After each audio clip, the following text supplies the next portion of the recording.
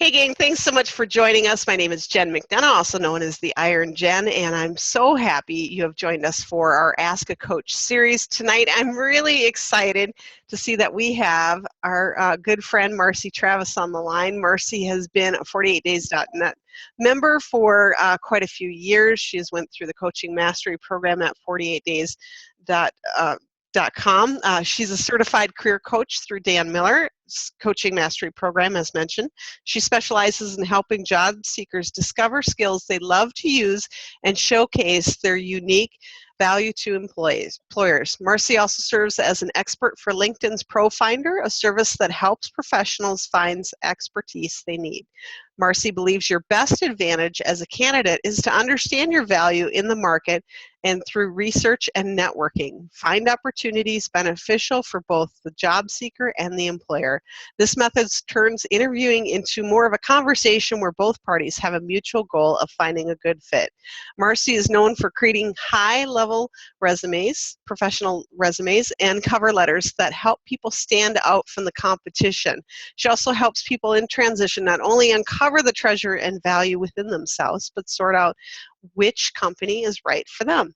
Marcy has 20 years of experience in the employment services, helping individuals secure employment and achieve meaningful goals. And besides that, I can personally vouch for Marcy and say she is a rock star. Marcy, thanks for joining us tonight. Thank you, Jen. Every time you give me that intro that I'm a rock star, I feel like I need to punk my hair and have an electric guitar here. Well, I think it would be fitting. Okay, maybe next time. Maybe we can do that next time. Maybe next time. Well, I'm excited about our topic tonight. Marcy has been on several different webinars that we've done, and this is her first time on the Ask a Coach series. Tonight we're going to be talking about your positive mindset and how it affects the job search. Marcy, if you could start out maybe with some things of what happens when you don't have that positive mindset, maybe some complications that you've seen along the way with folks that you've worked with, or things that you've seen that have been kind of those pain points for people. Sure. Well, it's interesting. I've gone through this myself. I'm that generation that went through several downsizings, and I know what it feels like. And I remember hearing a career coach say to me, you need to be positive. This is an opportunity. You just want to punch them. You just do, because you're going through a rough time. And but I think that it really is an opportunity. And one of my main tasks when I first meet with someone is to try and turn the perspective that they have, because it's hard. Maybe you're in a situation where you're in a job that you don't like anymore. It's a poisonous situation. Maybe you've been laid off. Maybe you're working too many hours, so you're absolutely exhausted. So all those things can affect how you're feeling about your situation. And going in there to the situation and feeling and being positive makes a huge difference when you're interfacing with employers. Even when you're getting ready to interface with employers, it can make a huge difference. Hey, Katie. Marcy, some things that I have noticed for myself and watching others on the 48days.net as they kind of go through this process is sometimes we want it to be instantaneous. And kind of rather than looking at the big picture, a lot of times we're just looking for that job or that income it's almost like we're jumping ship to the next thing, from one fiery ship to another, without really looking for those green pastures. Is it something that you've noticed, or is that part of the mindset process? It can be. It can be just, I've got to get out of this situation, or I've got to get a job. And I think I really do agree with Dan and what he says about looking inward first.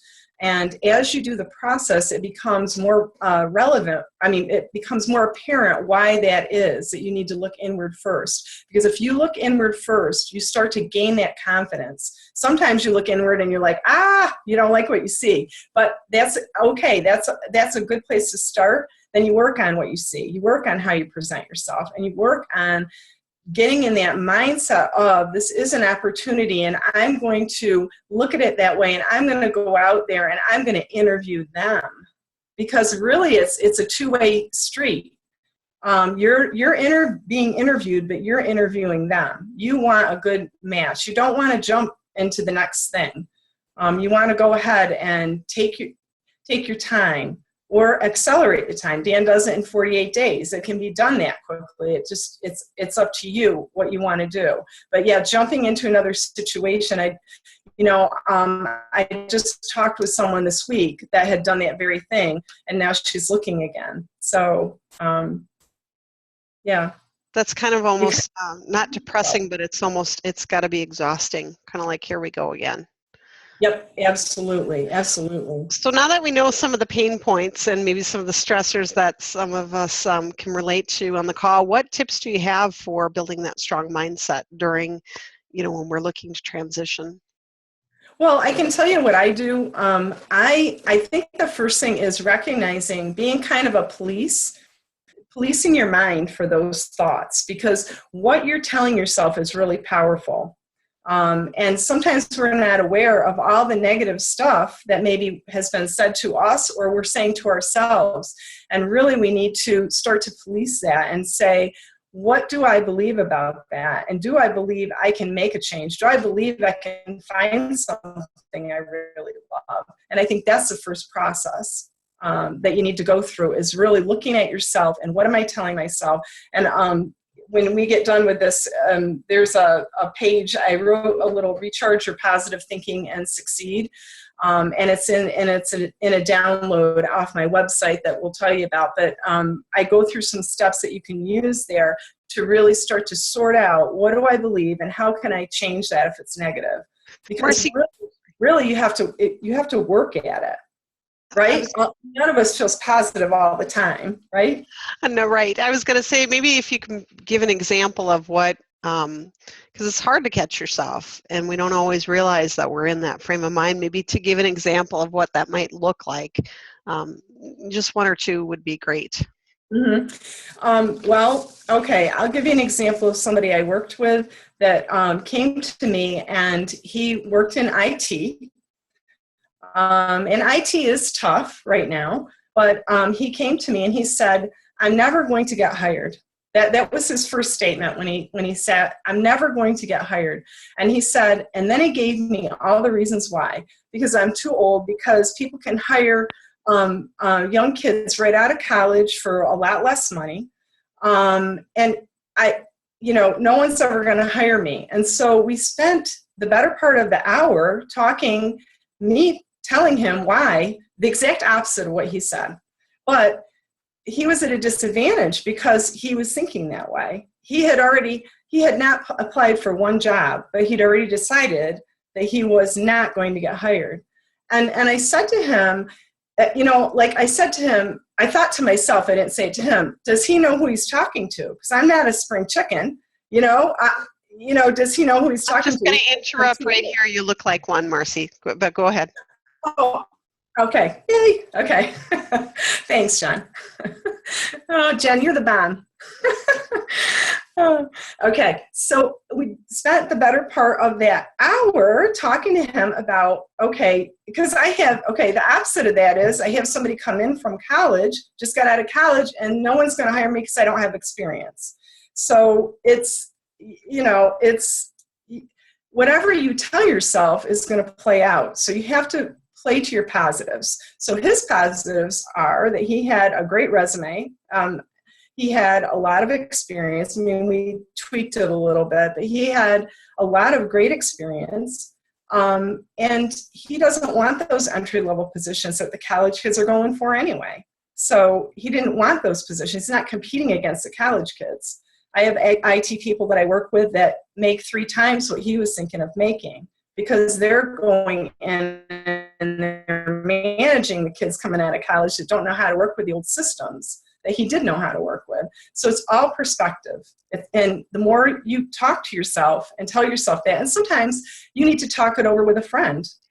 You know, when you find yourself kind of stuck you can't see the positives, maybe you need to talk it over with a friend or a coach, or, you know, call Dan or email me and just get a different perspective. Oh, I love it. So perspective and watching what we tell ourselves is a huge part of it. Absolutely. Any other tips? Well, I know We could spend like days on this. we could. So, I'm going to hit preparation, because resume, and I've talked so many times about resumes, but your resume is going to make a difference, first of all, how you feel about yourself. So I've done resumes for people, and they've sent back to me, I would even hire me. I would even hire me with this resume. So it makes a difference how you feel. Okay, it's the same way, like how you dress going into an interview, how you feel about yourself. The resume makes a big difference. So that's part of your preparation. Once you start to prepare and take action, that makes a difference in your confidence level, in your positive attitude. You feel prepared, you're ready to go. You're the aggressor. You're not something's happening to you. You're taking action. You're participating in this. So you're getting your resume done. You're getting your LinkedIn profile updated so it looks good. You are starting to think about what your skills are, which will help you do your resume. But you're starting to think about what are my skills? What are my unique skills?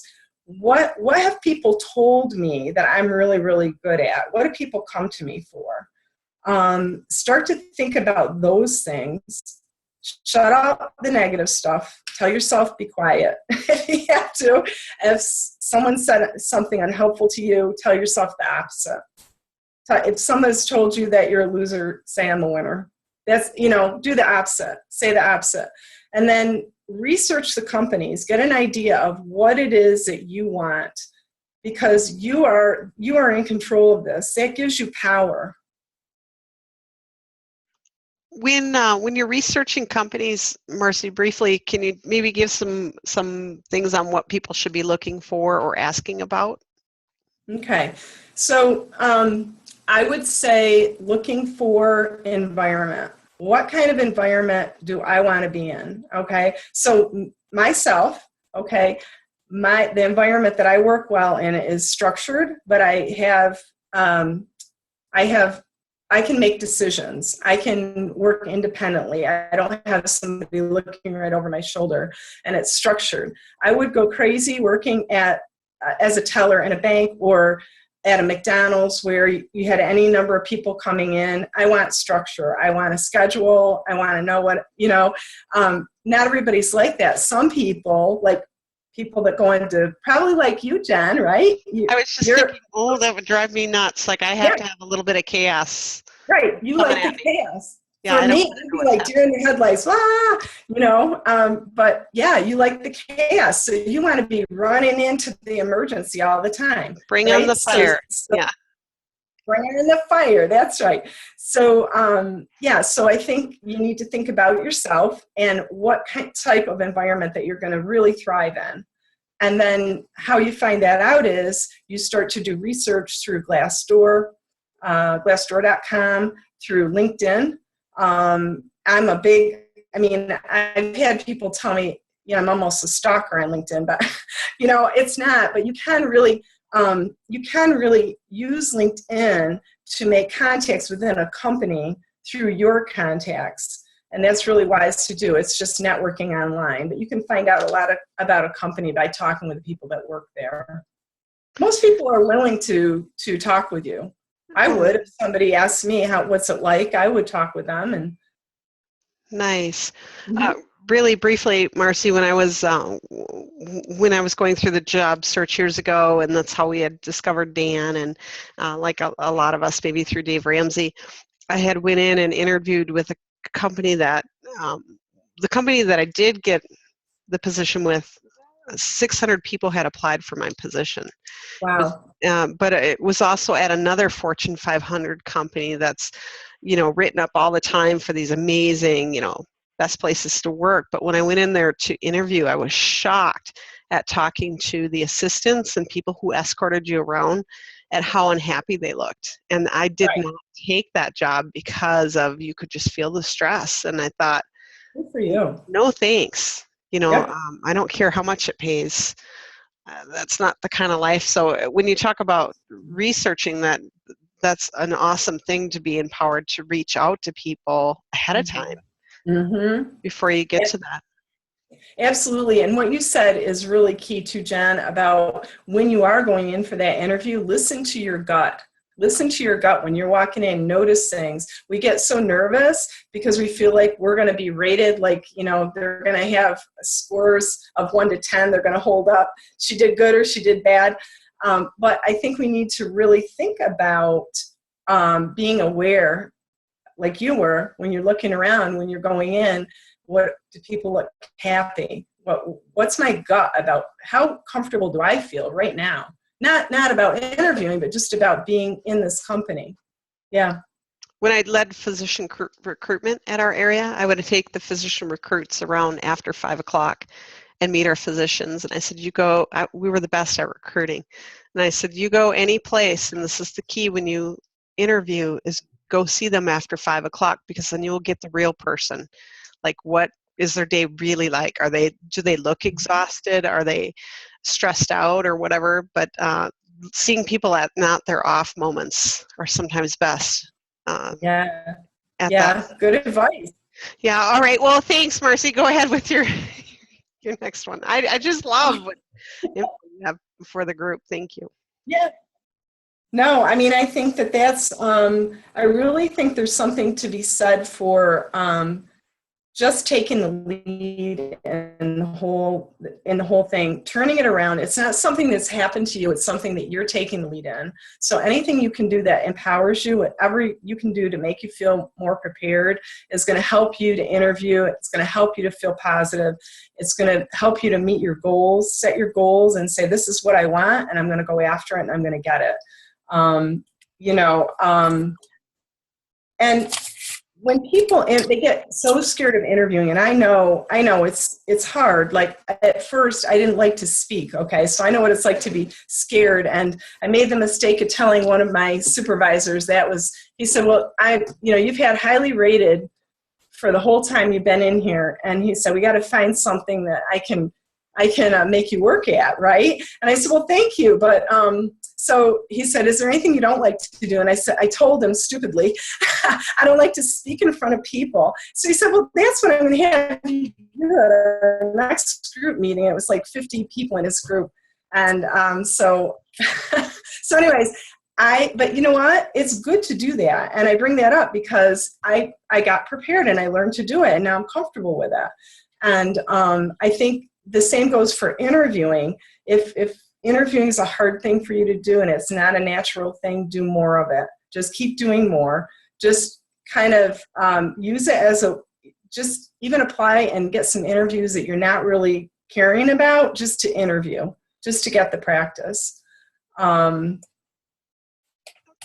I was going to say, as folks are going through this, and for those of you calling in on the live part here, you are welcome to go ahead and type anything in the chat, any questions you have, or go ahead and unmute yourselves. I will be looking for that. So I'm going to go ahead and mute everybody if you're not already. If you have questions, just go ahead and unmute. Marcy, do you think that the whole thing of the confidence thing of going in and interviewing, do you think that people will struggle with that sometimes, the whole concept of, hey, I'm going to interview them as well? Is that something you find more with more seasoned people who've been out in the workplace a while? Is it easier for them to do? Is it easier for young kids because they don't have the expectation? It's not easy for anyone when they start interviewing, I don't think, unless you're a really outgoing sales type personality, then that would be the exception. But I think most people struggle with it. And I think it's a new concept to think, not only am I going in and being evaluated, but I'm going in and evaluating them. And I really encourage people to do things like look up the top 10 interview questions and decide ahead of time what you're going to emphasize. So you have certain things that you're going to emphasize that you know that employer is looking for because they've told you it on their website, on their job description, they've told you what they're looking for. So every answer you turn around and you sell yourself in that answer. But I think people get very nervous and can really psych themselves out of it. And I've done it. I've frozen up in an interview, and it wasn't a good feeling. So I decided I wasn't going to do that again. So. Hey, Marcy, can you help? Some people might get stumbled on this, but it seems like almost all interviews that I've been in, they ask, worded in such a way of what is your stumbling block or what's your worst qualities. I kind of have my standard answer when I would interview because I would turn it into a positive. It's my negative, but they're positive. But maybe could you kind of address that? Yes, yeah.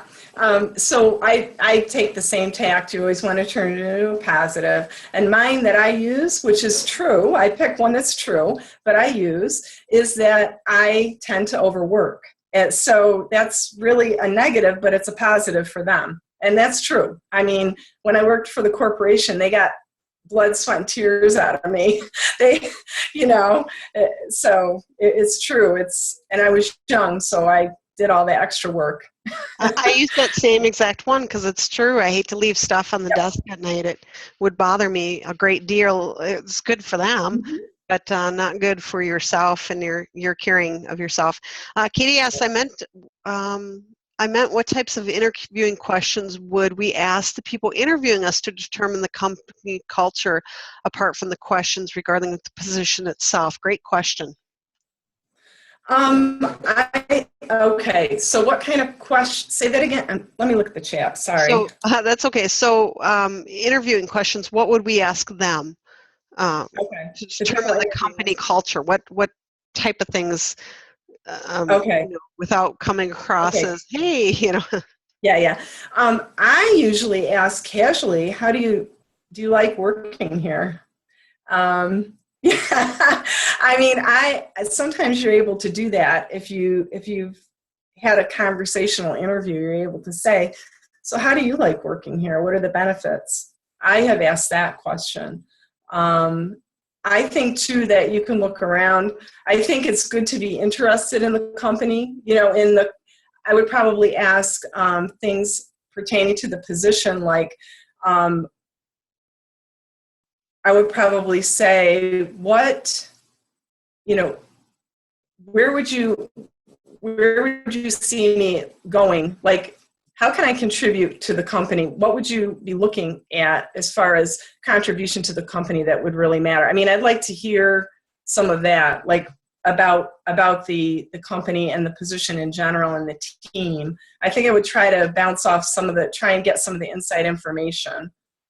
How about asking about the former, I've done that before, asked what did you like or not like about the traits of the person before? Is that yeah, that's a good one. That's good, Jen. Yeah. To kind of ask, what what works and what doesn't work, right? What works and what doesn't work with the team? What do you look for in a team member? Yeah. Mm-hmm. Oh, I love it. If that doesn't answer it, Katie, or you want some more examples, we can certainly go over more. Just type something in the chat. Regina says, so I'm starting to launch my own business. Woohoo, you go, girl. And I'm having a real hard time making the cold calls to introduce myself and find out who would be the best person to talk to. I always talk too long and she thinks she sounds stupid. She thinks. That's a great question when you talk about reaching out to people on LinkedIn or cold calling. That's tough. Okay. I'm just reading it again, sorry. Okay. So if you're a job seeker or someone starting off your own business and you want to make those cold calls, if we were to reach out to you, Marcy, we want to work at your company. We don't know you, but we're reaching out to you cold calling. It's awkward. What are some things that you look for when people are calling you? What do you like? So I would say follow Dan's process. He has the process of, I think that works for job seekers and for businesses, where you're sending an introductory letter, and then you're sending, for you, Regina, it would be probably information about your company. So Dan always talks about nurture marketing. So you want to try to establish, just nurture that relationship. So you're going to send out an introductory letter introducing yourself and follow up with a call and some marketing materials. And Dan had even said that when he was starting out, what he did was he would send once a week, or he'd set a time, like once a week or once every 2 weeks, to send a little bit of nurture marketing, like material or call, or try to maybe set up a time to meet for coffee, like for a breakfast meeting. Nice. Do you get offended when people ask you, Marcy? When, hey, do you think it's more, the environment today? Is it polite to ask for coffee? Is it polite to ask for that time on calendar? What's kind of the recommendations to go about asking for that? How do you feel that out if you're not comfortable doing that? I think you need to establish a relationship first. Sometimes you can get introduced by someone, that knows that person that you're trying to get through. And I think once you establish that relationship, maybe make a call. But I think you just have to try it. If they say no, they say no. But I think a lot of times people will give you some time, especially if you try to do it in the morning before they're busy. And I've talked to HR managers that said that they are really impressed when they get calls from people. That when people do the dance process and they send the introductory letter, the cover letter, and the resume, and follow up with a phone call, it works. It shows that they're really interested. Now, they may still have to do the online application, but they've done more than they need to do. So. Oh, nice. Well, we've got time for one more question, but in the meantime, Marcy, while we're waiting, do you want to go ahead and share your contact info? I know you had a special page set up. Yes, thank you. So if you want, I have a couple free downloads for you, and also some offers for things that I have coming up. You go to Marcy, Marcy, Travis, Travis.com, and then /48 days. And you will get, there's 2 ebook downloads. One is one about, it's kind of to help you recharge your positive thinking, like we were talking about tonight. Another one is a free resume checklist, if that's something you need help with. And then I also have some group coaching that I'm going to be doing in October coming up. And you can get $20 off that if you sign up by September 30th. And also, I have $50 off my deluxe resume package, if that's something you need, if you sign up by September 30th. So. Nice. And again, that's at marcytravis.com /48 days. Are we welcome to share that with Yes. others? Okay. Yes, absolutely. Thank you. Thank you. And for our last question tonight, Erin asked, do you think employers sense anxiety or negativity? If so, what are the signs they see in applicants? That's a great question, Erin. Oh, yeah, Erin. I do think so. And I think that's why it's so important to get yourself pumped up before you go in, to tell yourself all the reasons why you are the right person for that job and really mean it. Do your research on the company. See where you fit in, what you can contribute, and be able to really go in there and sell yourself, because, yeah, they do. And they're probably going to size it up in the first probably 5 minutes that you're there, whether they're comfortable with you and whether you're confident. So, yeah, that's absolutely true. Body language, I'm assuming, plays a big part if you're tapping your pen or right, jiggling all around. Any, speaking is a great example. A lot of times speakers will pace like a lion when they're nervous or they're first starting out. I would imagine it is the same in job interviewing. Any mental tricks that you have for helping people sit still, look confident, look people in the eye, breathe? I think that you just really need to focus on them, what they need to understand about you. about how, I think if you prepare what you want to tell them and what you want to ask them ahead of time, I think that gives you a lot more confidence. And really just think about it as a conversation. It's not them rating you. Get that idea out of your head. It's you guys both have the same goal, and that's to find a good match, because that's what they're trying to do. They're not trying to rate you or rank you or be kind or unkind. They just want to find the right person for the position. And that's what you want too. So you both have the same goal. Nice. You're not a burden. You're not bothering. You're simply serving to Absolutely. to fill that. Well, Marcy Travis, you are so awesome. Thank you for being in the community. If you are over at 48days.net, please check out Marcy's blogs. They're fantastic. They've got lots of information. If you are not a member at 48days.net and you would like to be, we would love to have you. If you're a spammer, please stay out and don't bother applying. But otherwise, if you are looking to grow either in transitioning to work you love or transitioning to own your business or whatever it is, and finding that purpose or passion, we would love to have you over there. And we have, it's a free online community. You're welcome to apply.